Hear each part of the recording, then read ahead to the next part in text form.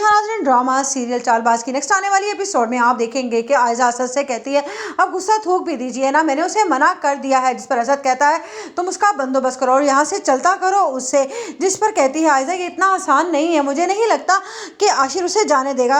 आप जानते हैं कि मैंने उसे नहीं भेजा था कमरे में, आप तो गुस्से में थे इसलिए मैं आपको आपकी बात नहीं समझा सकी, लेकिन जब मैं गई ईशल के कमरे में उसे मना करने के लिए तो आशिर साफ साफ मुकर गया कि ईशल तो कमरे से बाहर ही नहीं गई और मुझे पूरा यकीन है कि यह हरकत ईशल ने ही की है।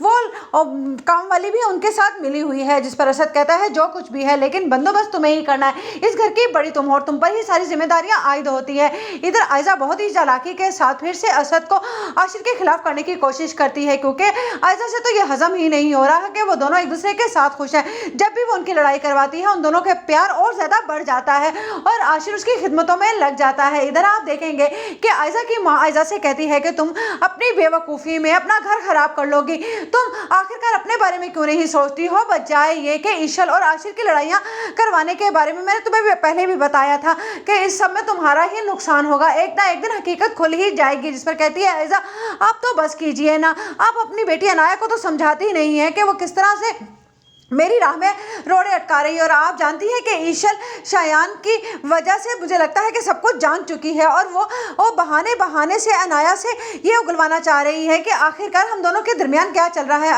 आप ये सोचिए ना कि अगर वो यहाँ तक पहुँच गई तो क्या बनेगा। जिस पर कहती है आयजा से उसकी माँ तो ये तो हमें पहले सोचना चाहिए था। मुझे तो लगता है कि आयजा मैंने तुम्हारी बातों में आकर बहुत बड़ी गलती कर ली है। तुम अनाया के साथ साथ मैंने तुम्हारे भी घर को बर्बाद करने का मुकम्मल प्लान कर दिया है। काश कि हमने अनाया की शादी रोहान से ना करवाई होती, उस लड़के के मामले में हम सीरियस हो जाते और मान जाते। शायान को तो मैं मिल लेती, शायद वो अच्छा ही होता। जिस पर कहती है आयजा आप भी मुझे ही कसूरवार ठहरा रही हैं, अनाया की तरह वो एक अच्छा इंसान नहीं था। कुछ भी होता वो एक ना एक दिन अनाया को जरूर धोखा